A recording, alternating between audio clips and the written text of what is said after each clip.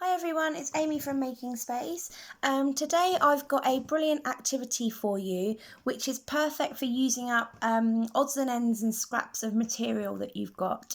So it could be scraps and maybe offcuts that you've got, or old clothes that maybe don't fit anymore or that are broken that you can't repair, that you love the material with.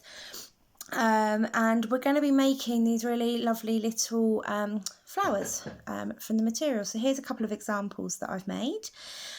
So as always, I'll run through all of the materials that we'll need, and then I'll show you what we need to do. So I'll just put these to the side. So you're going to need some fabric scraps. I've just got a couple of examples here.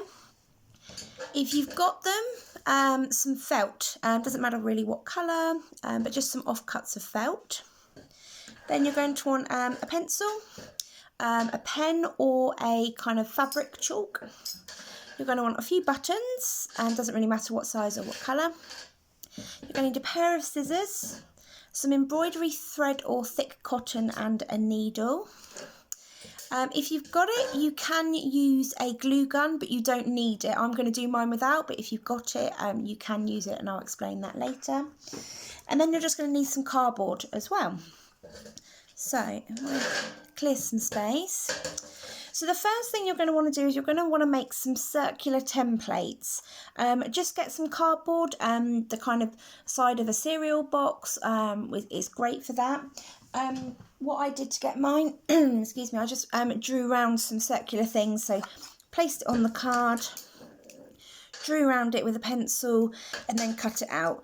It's good to have a few different sizes. I wouldn't recommend going any smaller than this size. You can kind of see how big that is. This size here makes this size flower. Okay, so as a kind of rule, this is kind of, you can go smaller, but it does get a bit more fiddly, so I'd recommend this sort of size as a guide. So once you've got your templates, you're then going to want to get some material, and I'm going to use this sort of scrap of vintage fabric that I've got here. And you need to cut out some circles. I'd recommend cutting out 5. That's what I've used for mine, and it seems to work quite well. So place your template on the back of your material. You can see some fabrics don't have a right and wrong side, but you can see the print is on this side, so I know that's the front, this is the back. And then what you're going to do is grab your pen or your chalk marker and just lightly trace around the outside. Now if you're using a marker pen like mine, just make sure when you cut slightly inside the line, so you don't see this green bit. It doesn't really matter because the edges will get kind of lost in the middle, but just to make sure it's a bit neater. And then you're going to need 5 of these. Now you can cut out each one individually if you want to, but to speed things along a little, I'm going to just fold the fabric and just cut a few at a time, just to make things a little bit more quicker. So bear with me whilst I just fold the fabric up. What I'll do is I'll do 3 on this one, and then we'll do a few more. When you're cutting out fabric, always make sure you go from the edge. Try and waste as little as possible. So I can probably shuffle that over a little bit more. And what you might want to do is just pop a pin or your needle through the middle of your fabric, just to stop them from wiggling around. And then grab your fabric scissors. If you've not got them, you can obviously just use paper scissors, but you'll find it's much easier to cut fabric with fabric scissors because they're very sharp. Again, if you're a young person doing this is when you might need some help. So do ask an adult if you're finding this bit tricky. Try and keep it in the middle so you can see. And don't worry if they're not perfect. As long as you've got a rough circle, that's fine.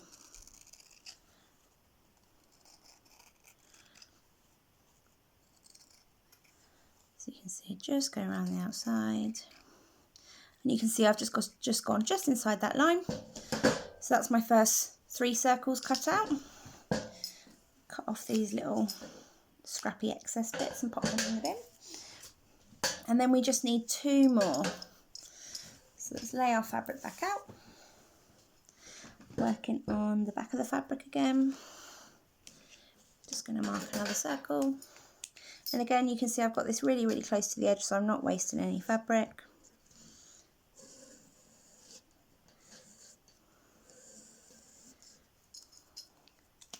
Depends on like template out.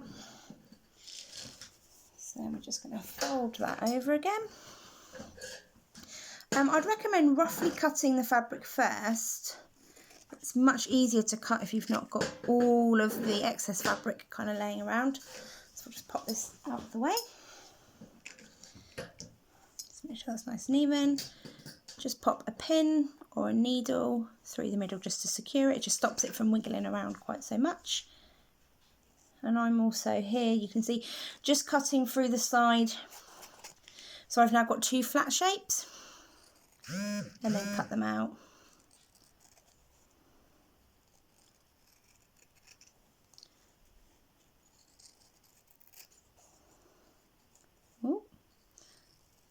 Slightly off centre there. It would be easy if your fabric was nice and flat. You can see mine's been folded up for a while, so it probably needs an iron, but it doesn't really matter.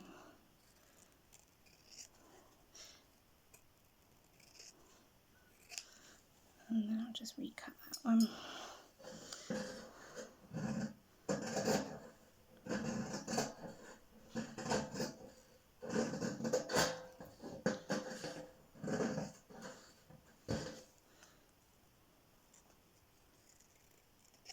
There we go. Okay, so now I've got 5 circles of this fabric and we can start assembling. So next you're going to need some embroidery thread. You can just use thick sort of cotton if you've not got any embroidery thread, but I find this is quite easy to use. So you're going to want quite a nice long length and you're going to double it over for extra strength. So cut it off and let's pop those to the side. And you want a needle with quite a big eye on it because embroidery thread's obviously thicker than normal cotton, so you need to make sure it's got a big eye so you can thread it through. I always just wet the end slightly just between my lips just to make it easier to thread. Ooh, which I didn't do there, there we go, second time lucky. And then you're going to pull that through till you've got to the middle. And then take your 2 ends. You can see this thread's like an ombre one, so it kind of changes colour. I've just used what I've got to hand. So to make a knot, hold both ends together, wrap it round your finger, and then lift it off the end and pull it through the hole, and then pull tight. So I'll do that again just so we've got a double knot.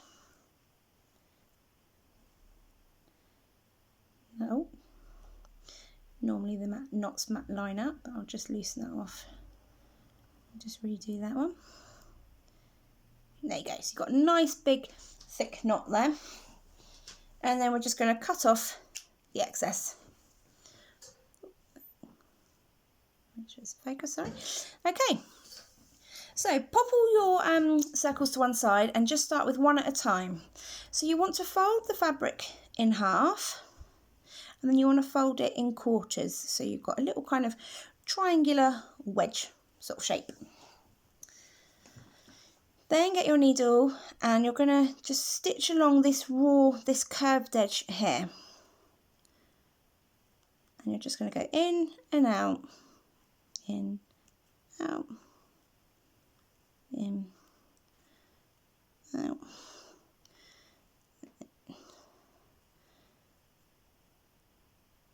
And out. So basically you're ruching up this edge here. You can see that creates this sort of petal shape. So pull that through. So it's a little bit stiff because I've just already pleated it together. There we go. So you can see I did all mine together and it was a little bit stiff, but you can just do one stitch at a time. But pull it through and leave yourself a bit of a tail at the end. And when it's all on there, then you can kind of pleat it up together. And then you're going to repeat that with your next 4 petals. So again, fold it in half again, so you've got a little kind of triangular wedge shape, starting from one edge. Now I always like to always try and make sure mine are the sort of same. So if I've got 4 or 5 on each one, try and make it the same. I'll do this one slightly differently. I'll do this one so you can kind of see it. And I always just like to, if I can, start from the back and then end at the back. So when I ruche it together, it kind of pleats up nicely. What you don't want is sort of 2 on one and then 5 or 6 on another, because when you kind of pleat them up, they'll pleat up differently, and it looks nice if they're sort of more similar. So I'm doing about 4 on these ones. I'll just turn that over.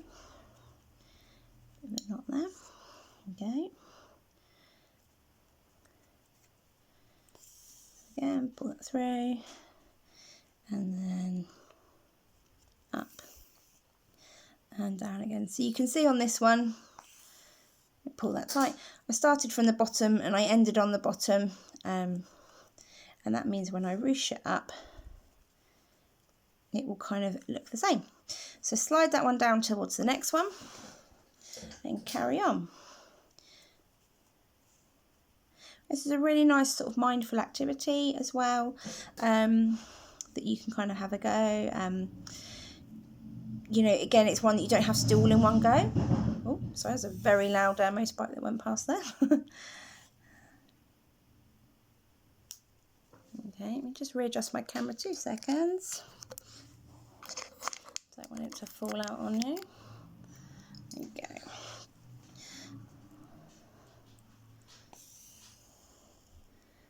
Oh, let's get that end out of the way. So that's one. And try and keep it quite close to the edge. The more further you come in, the smaller your petals will be, and you'll have a lot of waste in the middle. So do try and keep it quite nice and close to the edge.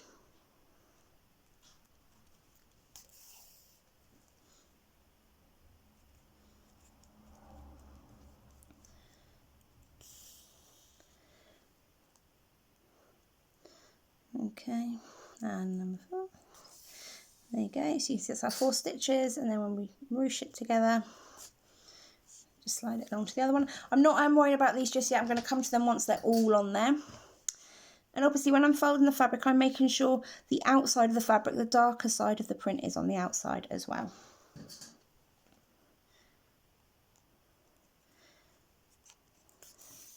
And this is really nice for using up those scraps of fabric that are a bit too small. You don't really know what to do with. And obviously I've used the same material for all 5 of the petals, but you don't need to. You could do each one a different colour. It's completely up to you. A knot, I think, in my fabric somewhere there. So that's 1.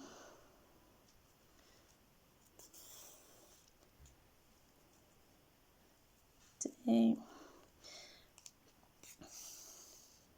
And you do want to make sure you've got a sharp needle. If you had a sort of blunt sort of tapestry needle or something, you're going to struggle getting it through the fabric. So do make sure you've got one with a spike on a, a good sharp end, but then obviously do be careful that you don't stab your fingers.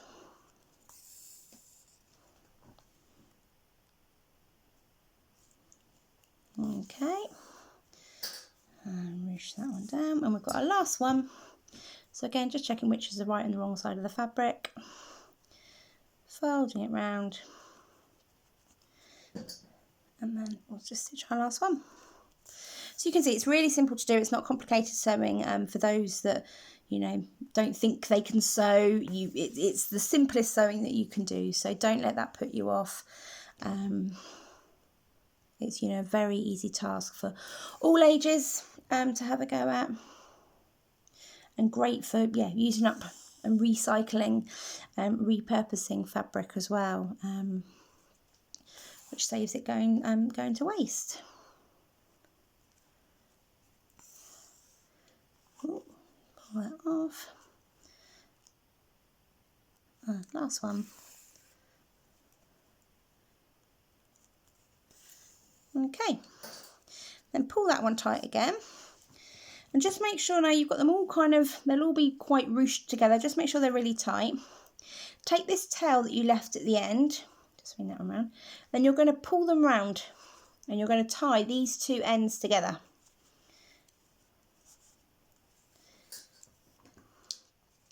So put it really tight and tie in a double knot.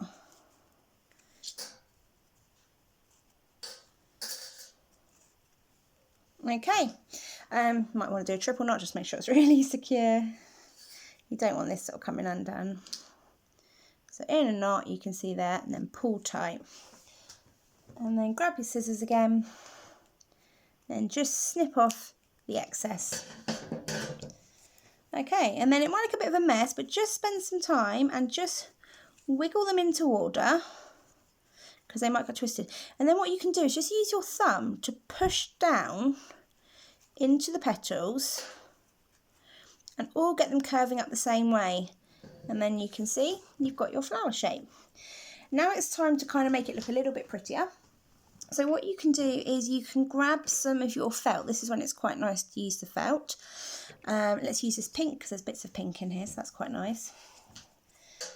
I'm just going to cut off, let's find a little corner bit there.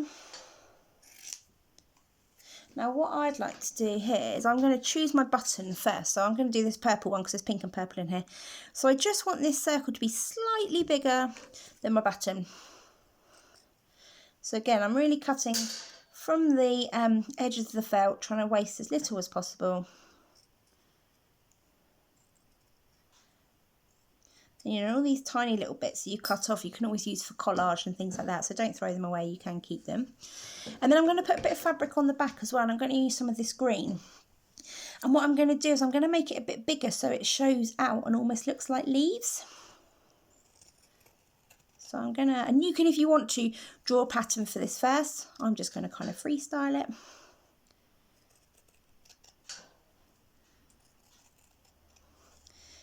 And then you want a sort of big shape in the middle with maybe one more leaf there. And these can be any shape you want, really doesn't matter.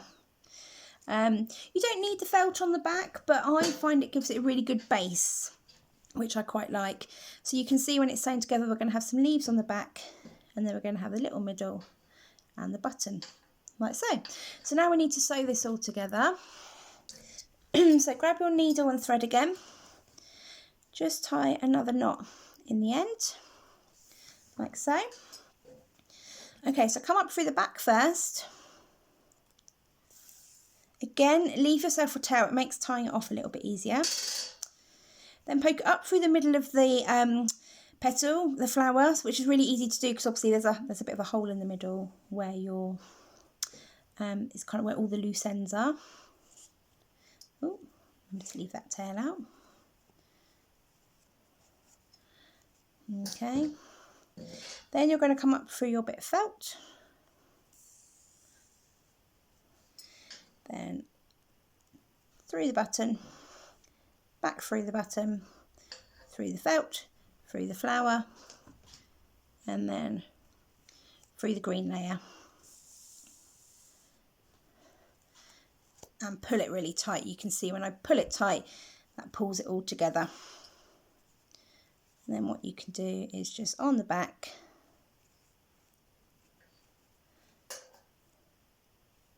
tie it off. Now because I've pulled tight, you can see that that kind of pulled that in, that's fine, don't worry about that. Nice and tight.